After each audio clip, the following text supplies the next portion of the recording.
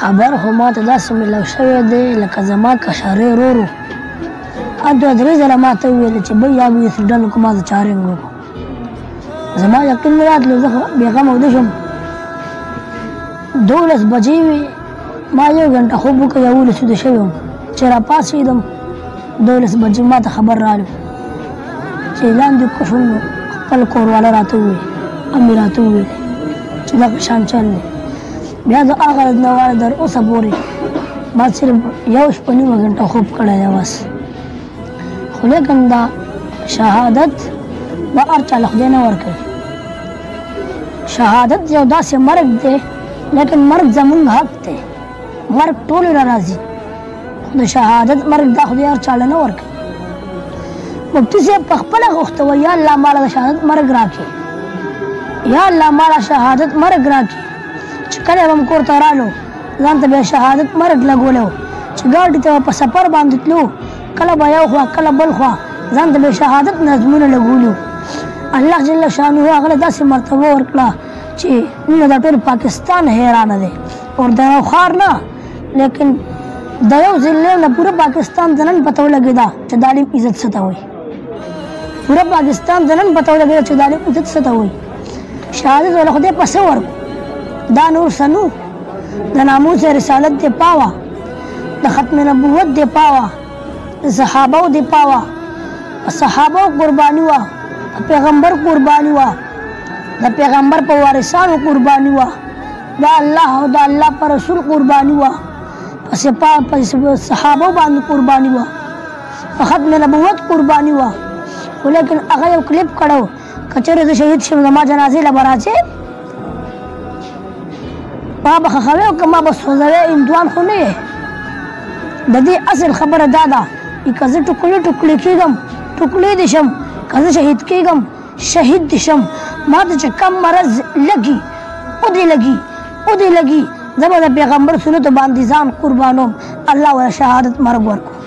خو لیکن د نن نه چې دن مخکې مفتي صاحب دا یو شاعر ویلی و، خدای خبر چې په زبان له خدای څنګه راوستو. وایي حق وایم د مرګونو سوداګر راپسې ګرځي، حق وایم د مرګونو سوداګر راپسې ګرځي. ښه ډېر ډېر راته وګوره کېدی چې سبا نه یم.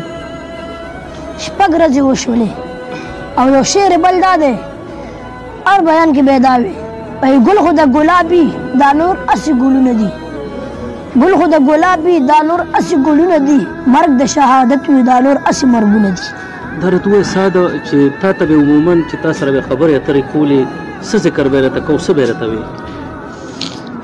خو به اول د اته خبرو ټایم نه میلاوېدو. یو زه به هفته بعد کور ته راتلم، زه به مدرسه کوم. خو لیکن د روژه کې چوټیانې وې، روژه کې 6 ورځې چې مونږ سره کور کې وو، دغه خبرې به یې راته کولې. خو لیکن زما امې غېله په دې غوسه ورلوی، مونږ ته دا خبرې مه کوله، وایي دا واړه دي. ابه دا خبرې کوله که چېرې زه شهید شم زما قدم به نه پرېږدي، قرآن او حدیث به وایې، زما نوم به نه روکوې. زما مینه به غوسه ورله، وایي دا ته څه وې، وایي دا مه وایه. ټوله روژه کې مونږ ته دا خبرې خو چې لومبۍ 6 ورځې به مونږ ته دا خبرې کولې. بیا چې به پروګرام نه ووتو، سهار نه به لاړو، شپې بیا په روژه کې بهار وي. خو لیکن دا کومه چې تېره روژه تېره شوه، دا یې مونږ سره داسې تېره کړه ښه په نرمۍ باندې، خدای ورسره کومه فیصله کړې وه. اختر کې مونږ سره یو جوړه یو شان واچوله، یو جوړه زما خویندو سره یو شان واچوله. الله جل شانه د اختر په دغه 4 باندې رانه واغستو. خو لیکن پسې واغستو، یو به وي دا زمانه دی، بل به وي دا زمانه دی، لکه خلاف یې یادوم، څوک چې خلاف و، یو به وي دا زمانه دی، بل به وي دا زمانه دی. الله جل شانه اعلان وکړو دا نه ستاسو دی، نه د علماو دی او نه د خلافو دی، دا زما دی، ما در خپل امانت واغستو، خدای رانه واغستو.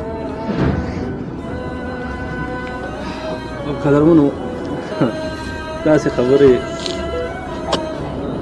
یو ډېر داسې پوهه کس وي هم داسې خبرې نه ورځي. زه صرف اخري د سعد نه اخري پوښتنه کوم بیا به مفتي صاحب قریشي صاحب د سره هم دوه خبرې کوم چې هغه کنټرول دغه شو استاد قریشي صاحب موږ یقینا ټول ډېر زیات غمګین یو سات دا راته ووایه چې اخري پوښتنه کوم تاسو هم ستړي شوي یې د مفتي سردار علي حقاني سوپر سټار مفتي سردار علي حقاني صاحب شهید رحمت الله علیه داغه نه تاسو څه زده کړل په دې دومره ورکوټي موږ ته په اندازه لګي چې دا کومې خبرې ته کوې بس دا راته مختصر ووایه بیا به درنه موږ اجازت غواړو ما وایي دا زده کړل څه چې مې درته وویلې دا ما د هغه نه زده کړل چې به انټرویو ورکوله شهداو باره کې دغه به یې ویلې چې وایي دا اوسنو د ختم نبوت قرباني وه دغه خبرې یې پکې کولې دا موږ د خپل والد محترم جناب مولانا مفتی سردار علي حقاني شهید رحمت الله علیه پخوا به موږ ډېرې خبرې کولې هر عالم به موږ یادو کوم چې به شهید شوی و ام سی مولک شهید رحمت الله علیه اعظم طارق شهید رحمت الله علیه حسن جان شهید رحمت الله علیه نن به موږ وایو چې مفتی سردار علي حقاني شهید رحمت الله علیه خو لیکن دا یو پیغام پښتنو ته ورکوم چې د مفتی سردار علي حقاني ته په شهادت باندې تاسو ته مبارکباد ویم چې الله جل شانو شهادت مرګ ورکړو او په دې باندې موږ له خفګان نه دی پکار په دې خوشحالي پکار ده لکه ډېر وخت کېږي شپږ اووه کاله کېږي دومره میراث شو چې زما والد محترم یو خبره کړې وه زه چې شهید شم ما ته به ژاړې نه ما ته به وایي چې شهادت مو مبارک شه خو موږ له دا خبره مکمل ایره وه زما یو تره کراچۍ نه راورسېدو په 9 بجې د کومه چې جنازه وه په هغه ورځ 9 بجې راورسېدو او هغه ما له غاړه راکړه چې ستا د پلار شهادت مبارک شه ما ته خبر رایاده شوه د هغې نه بعد ما د سترګو نه اوښکې هم نه ده ویولې خو موږ له په دې باندې خفګان نه دی پکار په دې موږ له خوشحالي پکار ده موږ د هغه شهادت نه خرابوو په دې موږ له خوشحالي پکار ده یو پېره توجه ووایه جي توجه لفظ موږ ټولو ته پاتې دی کم عالم چې بیان کوي اوس به هغه خامخا به بیان کوي 14 بې شماره پېره توجه وایي لکه مفتي صاحب چې به خبره وکړله هغه به شپږ اووه پېرې توجه په یو ساه باندې ویلې ځکه د هغه لقب توجه اړومبي توجه موږ سره خوا کې دا د ساري توجه هم ناست دی اینه به پوښتنه کوئ تاسو